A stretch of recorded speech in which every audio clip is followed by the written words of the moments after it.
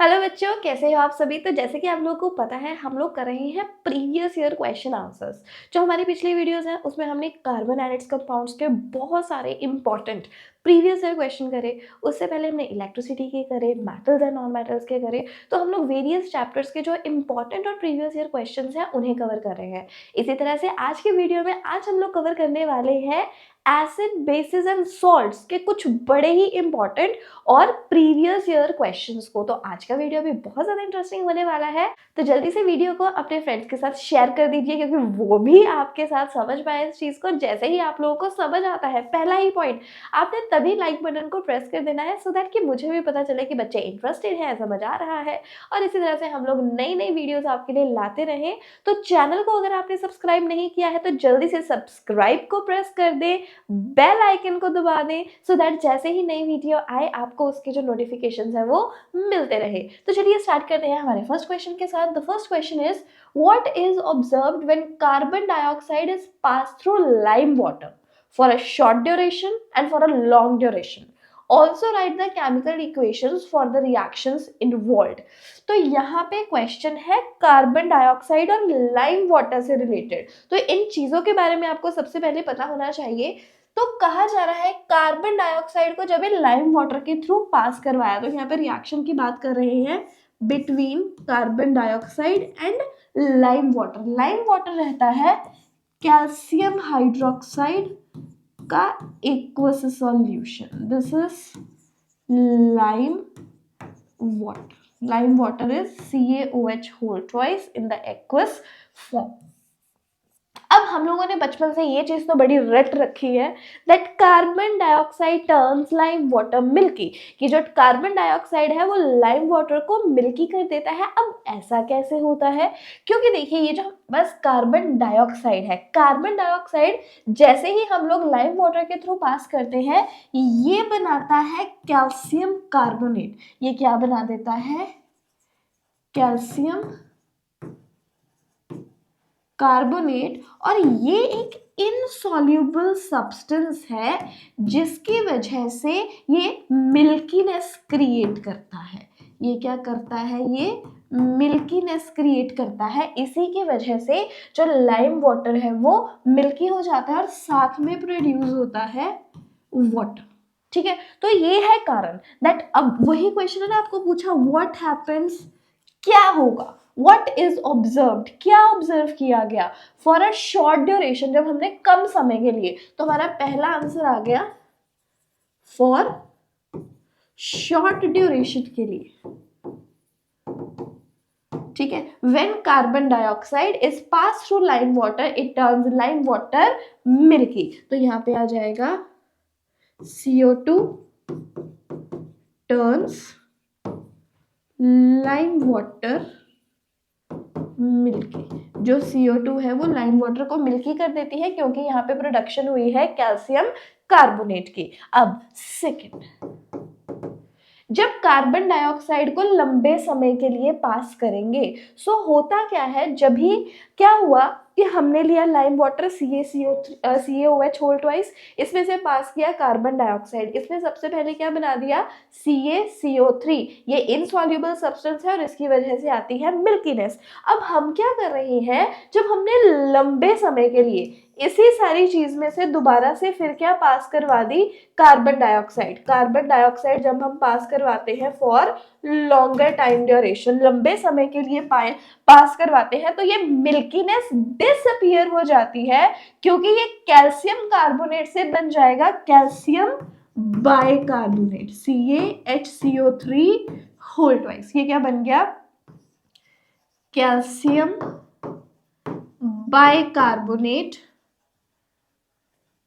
और ये एक सॉल्युबल सब्सटेंस है, it is soluble in water, और इसी वजह से जो मिल्कीनेस है वो डिसअपीयर हो जाती है। ये चीज आपको याद रखनी है। तो ये क्वेश्चन बहुत ज्यादा इंपॉर्टेंट है, क्वेश्चन बहुत ज्यादा इंपॉर्टेंट है। तो अगर हम लोग कम समय के लिए कार्बन डाइऑक्साइड को पास करवाते हैं लाइम वाटर के थ्रू, तो लाइम वाटर मिल्की हो जाता है। अगर उसी लाइम वाटर के थ्रू हम लोग लंबे समय के लिए कार्बन डाइऑक्साइड पास करवा रहे हैं, तो यही जो कैल्शियम कार्बोनेट है ये बाइकार्बोनेट में कन्वर्ट हो जाता है, जो कि एक सॉल्युबल सब्सटेंस है। उसकी वजह से ये जो मिल्कीनेस है ये डिसअपीयर हो जाएगी। बहुत इंपॉर्टेंट क्वेश्चन है। और यही क्वेश्चन एक और टाइप में आ चुका है एग्जाम्स में, वो भी मैं आपको बताने वाली हूँ कुछ ही समय में। लेकिन सबसे पहले आप इसको नोट कीजिए, समझिए अच्छे से। और ये रहा एनसीईआरटी का वो पेज जहां पे इस चीज को एक्सप्लेन कर रखा है। तो समझ गए ना, पेपर तो एनसीईआरटी से ही आ रहा है, बस हमें उसे ध्यान से पढ़ना आना चाहिए। तो देखो, हमने एक बड़ा ही इंपॉर्टेंट क्वेश्चन कवर कर लिया। समझ पाए, CO2 किसके थ्रू पास करी? Lime water. लाइम वाटर क्या है? CaOH whole twice. बना क्या? Calcium carbonate. कैल्शियम कार्बोनेट क्या है? इनसॉल्युबल। इसके इनसॉल्युबल होने के कारण व्हाइट प्रेसिपिटेट्स बनाता है, मिल्कीनेस आती है। इसी के थ्रू अगर कार्बन डाइऑक्साइड हम लोग लंबे समय के लिए पास करेंगे, तो यही कार्बोनेट किस में कन्वर्ट हो जाएगा? कैल्शियम बाइकार्बोनेट में, जो कि सॉल्युबल है, और जिसकी वजह से मिल्कीनेस क्या हो जाएगी? डिसअपीयर। Very important. समझ में आया? लाइक का बटन दबा दो जल्दी से, शेयर कर दो, सब्सक्राइब कर लो। Very good. चलो नेक्स्ट क्वेश्चन पे बढ़ते हैं अभी। Okay, next question is 2 ml sodium hydroxide solution. Sodium hydroxide is NaOH. तो NaOH का 2 ml solution is added to a few pieces of granulated zinc. और इसमें क्या ऐड कर दिया? जिंक। जब भी हम लोग ना ऐसे साथ साथ लिखते जाते हैं, जब ना हम लोग क्वेश्चन को एक बार पढ़ लेते हैं, बस ऐसे ही उसको इक्वेशन में कन्वर्ट नहीं करते हैं, हम उतने समय तक हमारे केमिस्ट्री की प्रॉब्लम्स को सॉल्व नहीं कर सकते। कोई कहे या ना कहे कि केमिकल इक्वेशन लिखनी है, पर आपको तो पता है ना, केमिस्ट्री को सॉल्व करने का तरीका ही केमिकल इक्वेशन है। Once you are done with the chemical equation, you are done with your questions. तो देखो, अपने आप इक्वेशंस बनती है, हम बस केमिकल्स को पढ़ रहे हैं, कौन सा केमिकल लिया, किस में ऐड किया, यही आपको आंसर तक लेकर जाएगा। ठीक है, तो हमें कहा 2 ml सोडियम हाइड्रोक्साइड सोल्यूशन में, या फिर इस सोल्यूशन को ऐड कर दिया ग्रैनुलेटेड जिंक में, taken in a test tube. What content, when the content of the test tube are warmed, a gas is evolved which is bubbled through a soap solution before testing. Write the equation of the chemical reaction involved and the test to detect the gas. Name the gas which will be evolved when the same metal reacts with dilute solution of a strong acid. बड़ा ही easy question है। देखो, आपको बोला कि आपने sodium hydroxide और zinc इनको react करवाया एक टेस्ट ट्यूब में, बताओ कौन सी गैस बनी। तो बड़ा ही सिंपल सा है। सोडियम हाइड्रोक्साइड क्या है? बेस। जिंक क्या है? मेटल। जब भी मेटल और बेस में रिएक्शन रहेगा, ये बनाएगा मेटल का सॉल्ट, एक कॉम्प्लेक्स सॉल्ट बनेगा along with the evolution of hydrogen gas. Very good. हमेशा याद रखना, मेटल रिएक्ट कर रहा है चाहे किसी एसिड के साथ, मेटल ही रिएक्ट कर रहा है किसी बेस के साथ, डाइल्यूट एसिड हो या बेस हो। जब इनके साथ मेटल्स रिएक्ट करते हैं, ये हमेशा हाइड्रोजन गैस को इवॉल्व करते हैं। तो यहाँ पे hydrogen that is H2 gas जो है वो इवॉल्व होगी, प्लस सॉल्ट कौन सा बनेगा?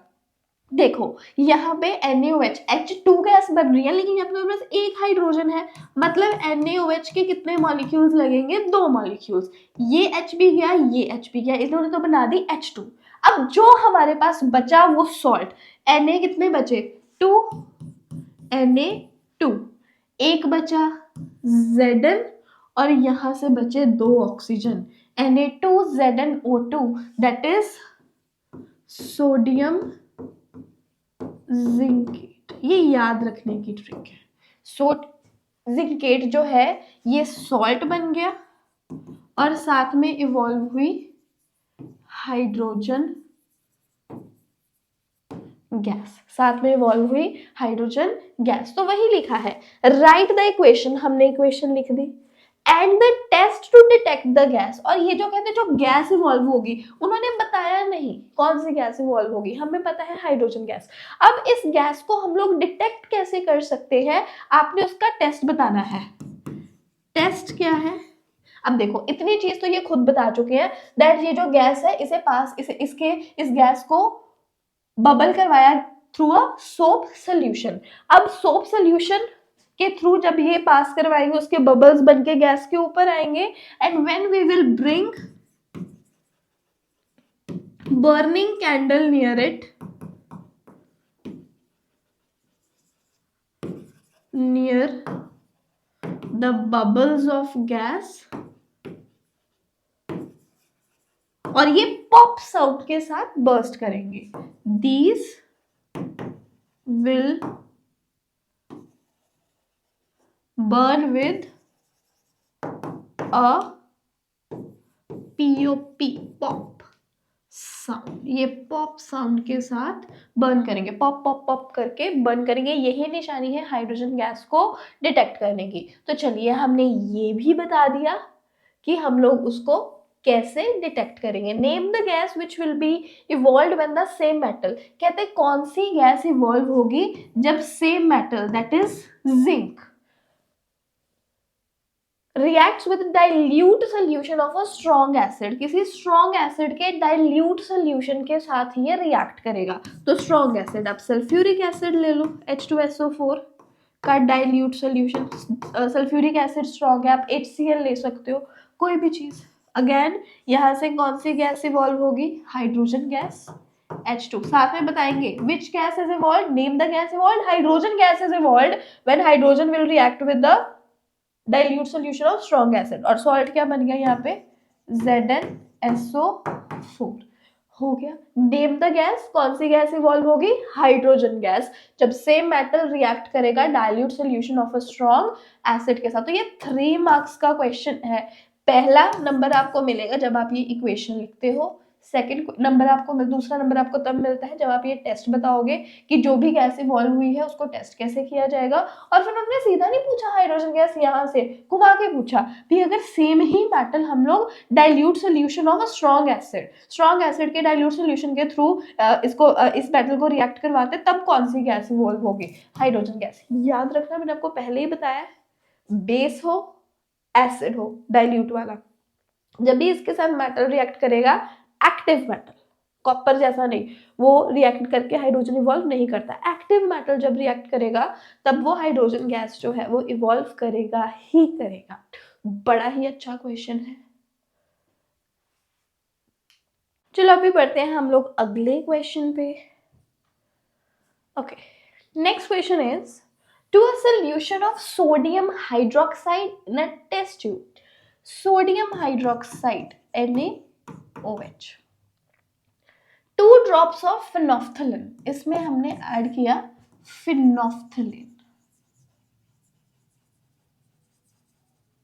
फिनोफ्थलीन क्या है, फिनोफ्थलीन भाई एक इंडिकेटर है, इट इज एन इंडिकेटर। अब इंडिकेटर्स क्या होते हैं, इंडिकेटर्स ऐसे सब्सटेंसेस होते हैं जो कि अपना कलर चेंज करके या फिर अपनी स्मेल चेंज करके, जो स्मेल चेंज करें उन्हें खास तौर पर ऑल्फैक्टरी इंडिकेटर्स कहते हैं। सो मतलब इंडिकेटर्स वो सब्सटेंसेस हैं जो हमें एसिड या बेस, इन दोनों सब्सटेंसेस में डिस्टिंग्विश करने में हेल्प करते हैं, either by changing their colour और बाय चेंजिंग देयर स्मेल। तो कहते भाई हमारे पास एक टेस्ट ट्यूब में सोडियम हाइड्रोक्साइड है, उसमें हमने डाल दिए 2 ड्रॉप फिनोफ्थलीन के, state the colour change observe, क्या कलर चेंज होगा। याद रखना NaOH एक बेस है और बेस में जब भी हम लोग ऐड करते हैं फिनोफ्थलीन, खास तौर पे फिनोफ्थलीन बेस में ऐड होने पर पिंक कलर देती है।